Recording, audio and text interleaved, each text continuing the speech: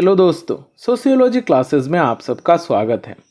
आज हम caste system को समझने की कोशिश करेंगे।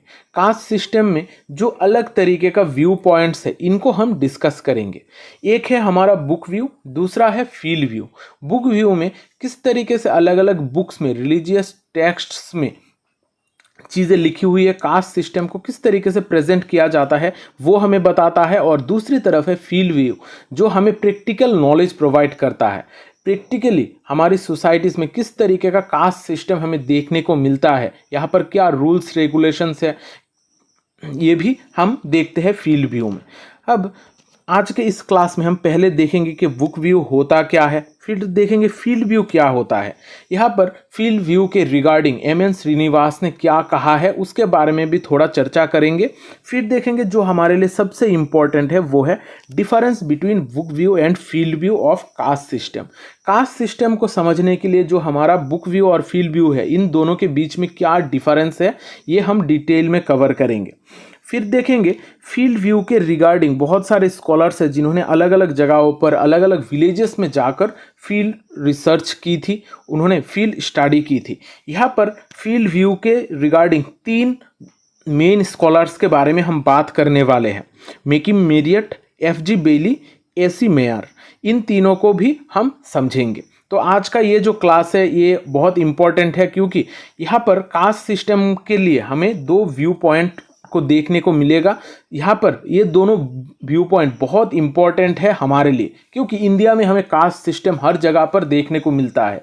एक होता है आइडियल कास्ट सिस्टम जो हमें बुक व्यू में देखने को मिलता है, और दूसरा है फील्ड व्यू जहाँ पर हमें कास्ट सिस्टम में बहुत सारे बदलाव भी देखने को मिलता है। तो अगर आप मेरे क्लासेस में नए हैं तो चैनल को सब्सक्राइब कर लीजिएगा क्योंकि इस चैनल पे आपको सोशियोलॉजी रिलेटेड बहुत सारे वीडियोस मिलेंगे। यहाँ पर बहुत सारे प्लेलिस्ट है, आप अपने इंटरेस्ट के हिसाब से प्लेलिस्ट चूज करके स्टडी कर सकते हो, आपको चीज़ें ढूंढने में आसानी होगी। तो चलिए आज का ये जो क्लास है ये हम शुरू करते हैं।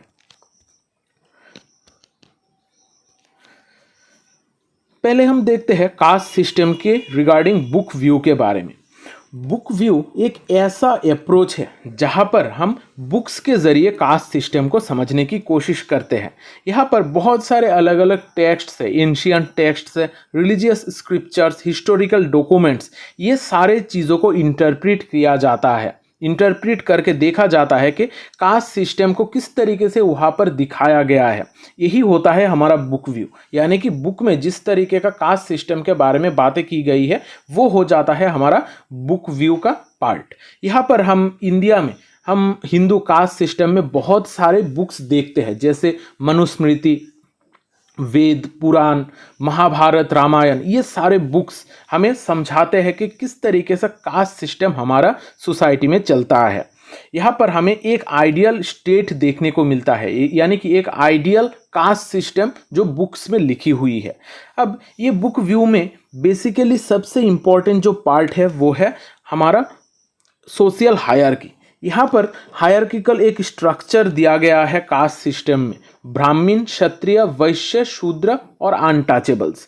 यहाँ पर ब्राह्मण्स को एक सुपीरियर पोजीशन पे रखा गया है और जो अनटचेबल्स है उनको सबसे नीचे का दर्जा दिया गया है। यहाँ पर हम देखते हैं कि कास्ट सिस्टम में बहुत सारे रेस्ट्रिक्शंस है, यहाँ पर सोशल मोबिलिटी के चांसेस भी नहीं है बुक व्यू के हिसाब से। यहाँ पर हमें कॉमेंसिलिटी का सिस्टम देखने को मिलता है, यानी कि यहाँ पर कौन किसके साथ खाना खा सकता है इसके बीच में भी रेस्ट्रिक्शन है। यहाँ पर लोगों के बीच में सोशल मोबिलिटी भी नहीं हो सकता क्योंकि ये एक रिजिड सिस्टम दिखाया जाता है कास्ट सिस्टम का, यानी कि यहाँ पर एक इंसान दूसरे इंसान का स्टेटस और ऑक्यूपेशन को ऑक्यूपाई नहीं कर सकता है। बेसिकली ये एक अनकॉन्टेस्टेबल व्यू पॉइंट है जहां पर एक कास्ट दूसरे कास्ट के साथ कॉन्टेस्ट ही नहीं कर सकता क्योंकि उनको बाय बर्थ चीज़ें मिलती है।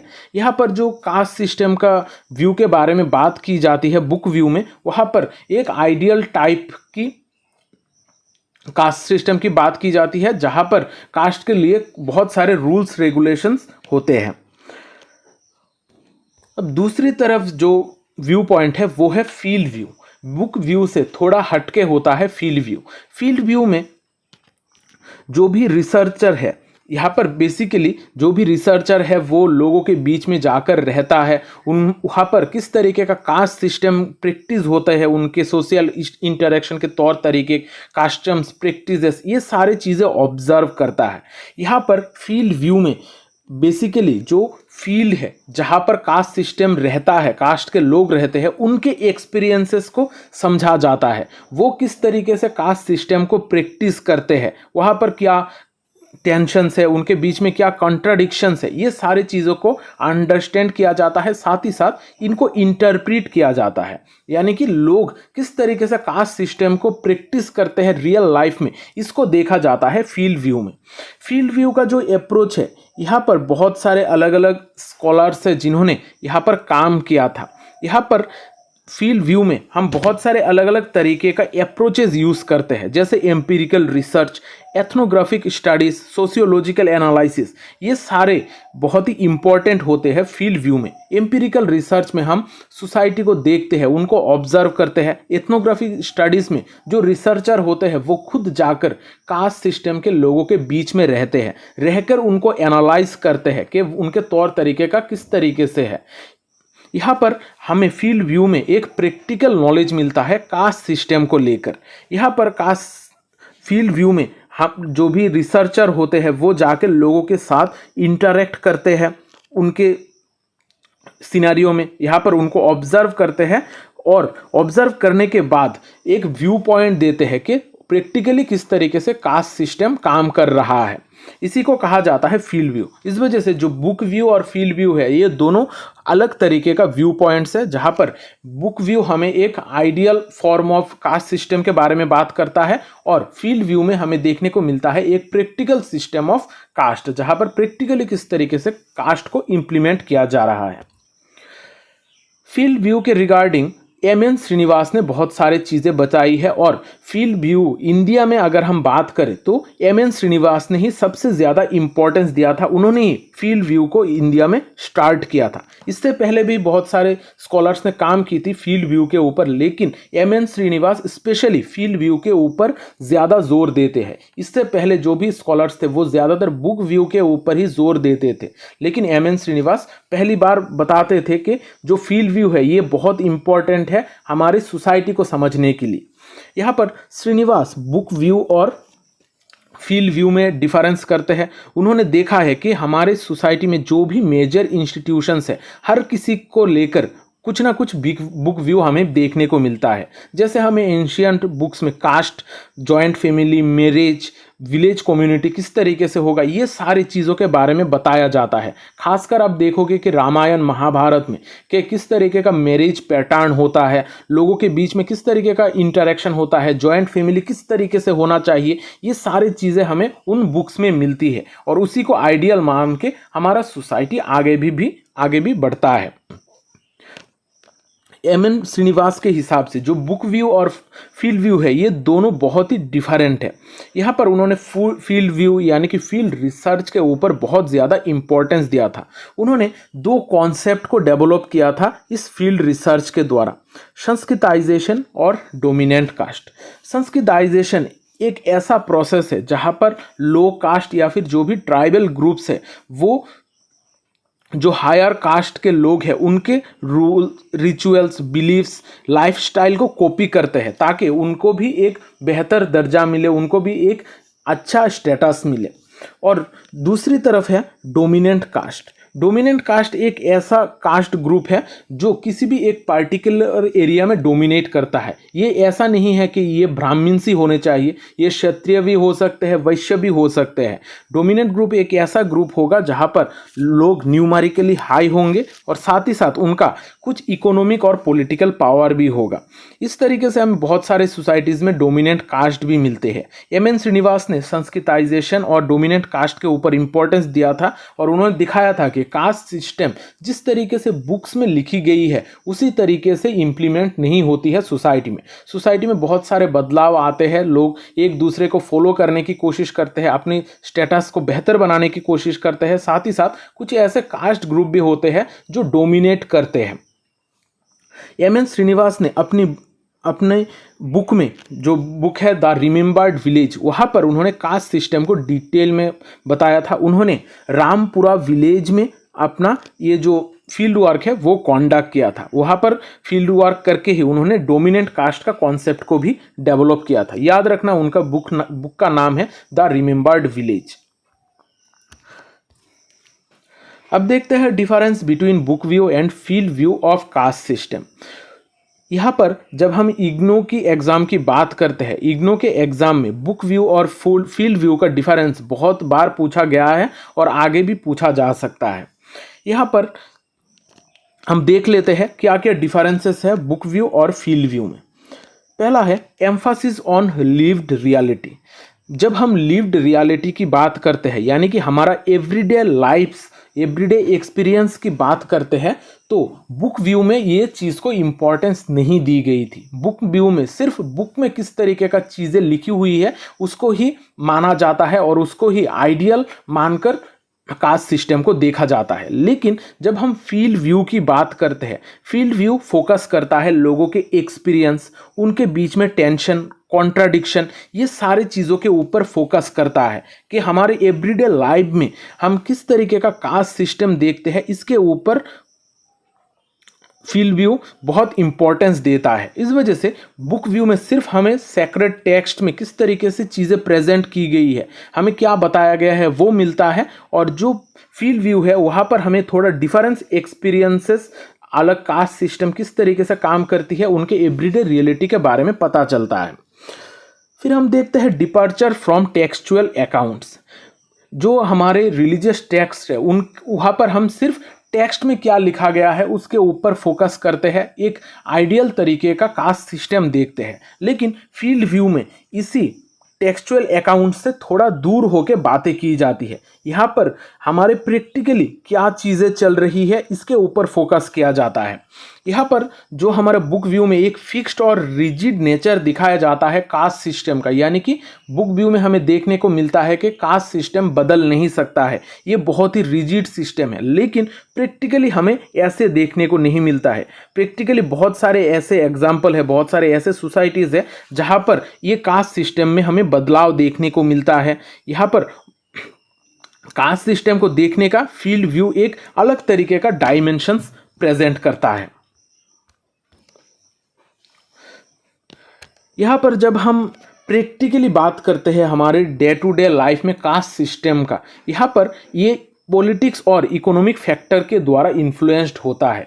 फील्ड व्यू के ज़रिए बहुत सारे स्कॉलर्स ने दिखाया है कि किस तरीके से पॉलिटिक्स और इकोनॉमिक फैक्टर्स भी हमारे कास्ट सिस्टम को इन्फ्लुएंस करते हैं। जिनके पास ज़्यादा पावर होता है, खासकर जो लोग डोमिनेंट कास्ट होते हैं, वो निचले वर्ग के होने के बावजूद भी उनको ज़्यादा स्टेटस मिलता है, वहाँ पर उनको रिचुअल हायरार्की में भी उनको जगह मिलता है। इस तरीके से पॉलिटिक्स और इकोनॉमिक फैक्टर का भी इन्फ्लुएंस देखने को मिलता है। ये सारी चीज़ें हमें पता चलता है फील्ड व्यू के ज़रिए। लेकिन जब हम बुक व्यू की बात करते हैं, वहाँ पर दिखाया जाता है कि पॉलिटिक्स और इकोनॉमिक फैक्टर के द्वारा कास्ट सिस्टम इन्फ्लुएंस नहीं होता है, वहाँ पर बहुत रिजिड सिस्टम है। लेकिन प्रैक्टिकली फील्ड व्यू के ज़रिए हमें पता चलता है कि ये पॉलिटिक्स और इकोनॉमिक फैक्टर बहुत इंपॉर्टेंट रोल प्ले करता है हमारे कास्ट के बीच में जो रिलेशन है इसको शेप करने में। आप आजकल के सिनारियो की ही बात कर सकते हो। यहाँ पर हमें कितनों को पता है कि आप ब्राह्मण है, क्षत्रिय है, वैश्य है, शूद्र है, हमको पता नहीं है। खासकर सिर्फ ब्राह्मण्स को थोड़ा अंदाज़ा होता है क्योंकि उनका टाइटल की वजह से, लेकिन इसके बाद जो भी लोग हैं उनको पता नहीं चलता है कि वो कौन से कास्ट से बिलोंग करते हैं। इस वजह से पॉलिटिक्स और इकोनॉमिक भी बहुत इंपॉर्टेंट फैक्टर्स है इस कास्ट सिस्टम में बदलाव लाने के लिए।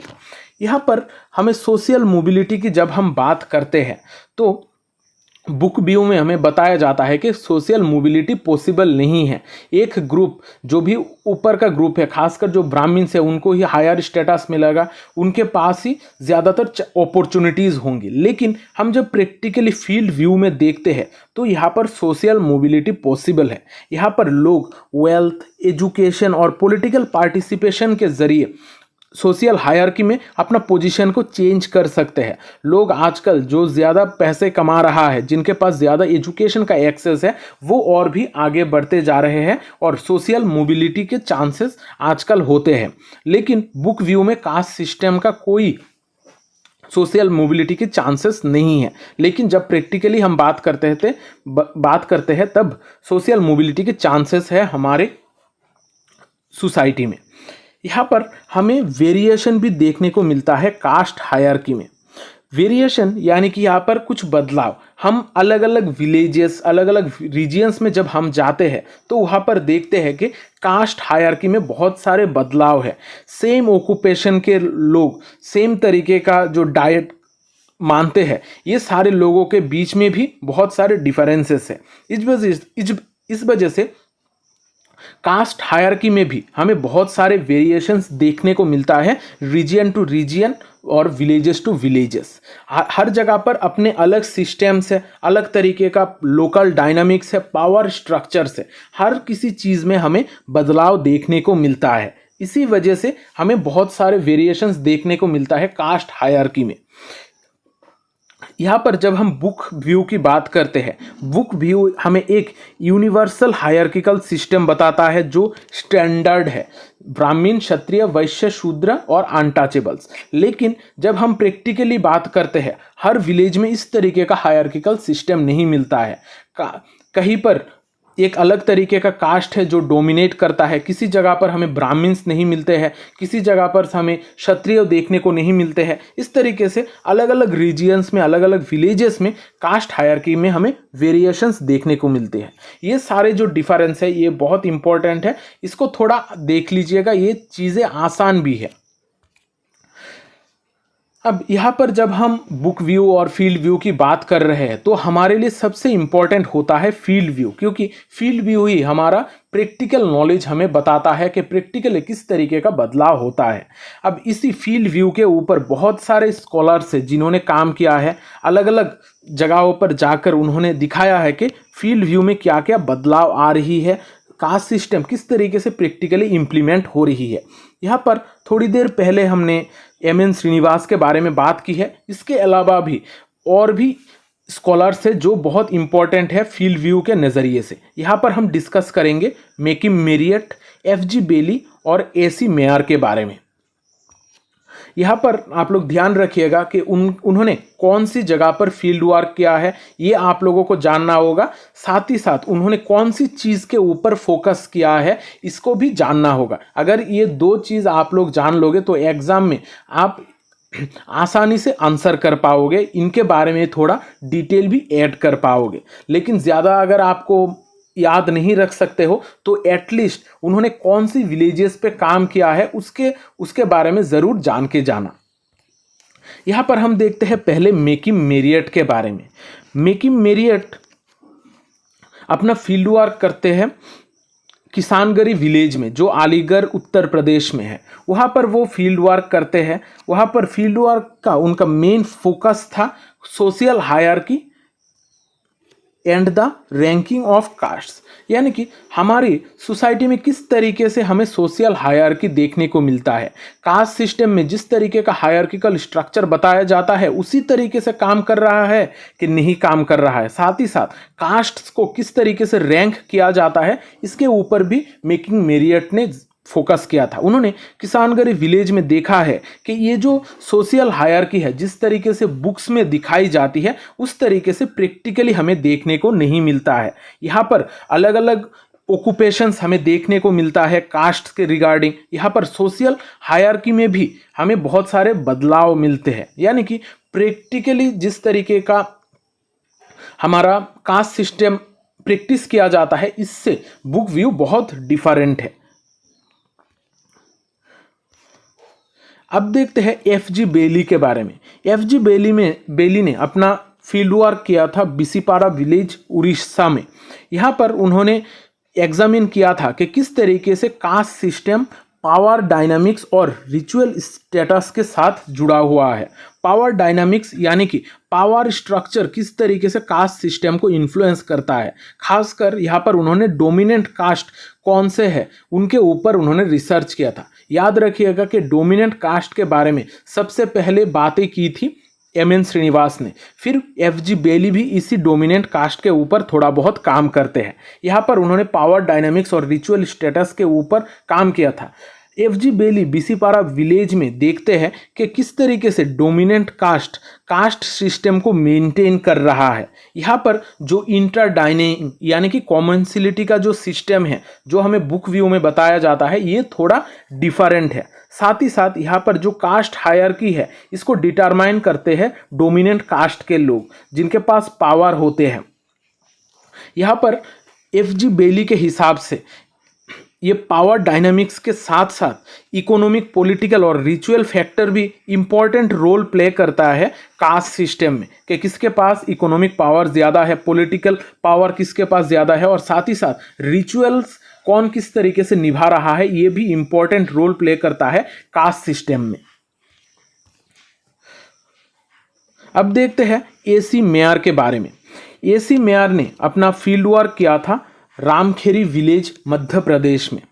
उनका जो ये फील्ड वर्क है, उन्होंने यहाँ पर देखने की कोशिश की थी कि लोगों के बीच में जो कॉमर्शियल रिलेशंस है, यानी कि जहाँ पर इंटर डाइनिंग किया जाता है, कौन किसके साथ बैठकर खाना खा सकते हैं, ये सारी चीज़ें किस तरीके से एक दूसरे के साथ इन्फ्लुएंस हो रही है, लोगों के बीच में इसको लेकर किस तरीके का रिलेशनशिप है, उसके बारे में बातें की जाती है। साथ ही साथ कास्ट हायरार्की में लोगों के बीच में क्या रिलेशंस है, इसके ऊपर भी फोकस किया जाता है।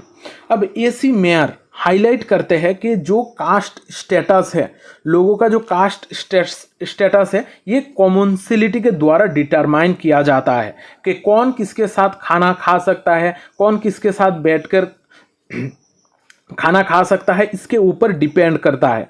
साथ ही साथ उन्होंने देखा है कि कास्ट हायरार्की सिर्फ इकोनॉमिक और पॉलिटिकल फैक्टर के द्वारा डिटरमाइन नहीं हो सकते हैं। यहाँ पर कॉमनसिलिटी भी एक बहुत इम्पॉर्टेंट चीज़ है जो हमारे कास्ट सिस्टम को डिटरमाइन करते हैं। यहाँ पर ए.सी. मेयर ने ग्रास रूट लेवल पे किस तरीके का क्लास रिलेशन है, इसके ऊपर भी उन्होंने फोकस किया था। अब अगर हम यहाँ पर ओवरऑल बात करें, जो तीनों थिंकर है, जिन तीनों के बारे में हमने अभी पढ़ा है, इन तीनों के नाम और उन्होंने कौन सी जगह पर काम की है, इसको ज़रूर याद रखिएगा। उनका फील्ड वर्क कौन सी जगह पर, ये याद रखिएगा। बाकी सारे जो चीज़ें हैं वो लगभग सेम है, लेकिन जो मेन फोकस है वो कौन सी जगह पर है, ये भी थोड़ा देख के जाइएगा। ये जब इग्नू का आप पेपर लिखोगे, आंसर लिखोगे, तो ये सारे डिटेल्स अगर आप नहीं भी इंक्लूड करोगे तो भी चल जाएगा। लेकिन आपको पर्टिकुलरली अगर अलग अलग स्कॉलर्स के बारे में पूछा गया कि किस तरीके से फील्ड व्यू क्या है या फिर फील्ड वर्क क्या है अलग जगह पर, तब आपको ये लिखना पड़ेगा। नहीं तो आपके लिए ये सारे चीज़ें इतनी ज़्यादा ज़रूरी नहीं है, लेकिन फिर भी उनके नाम और उन्होंने कौन सी जगह पर फील्ड वर्क किया है, ये ज़रूर याद रख के जाइएगा। तो आज का क्लास यहाँ पर ही ख़त्म करता हूँ। आशा करता हूँ ये जो हमने आज कास्ट सिस्टम के रिलेटेड फील्ड व्यू और बुक व्यू के बारे में समझने की कोशिश की है, ये आपको समझ में आया है। अगर क्लास आपको अच्छी लगी है तो कमेंट करके ज़रूर बताना। साथ ही साथ वीडियो को लाइक और शेयर भी करना, क्योंकि शेयरिंग इज़ केयरिंग। मिलते हैं अगली क्लास में, तब तक अच्छे रहिए, स्वस्थ रहिए और लोगों में प्यार बांटते रहिए। जय हिंद।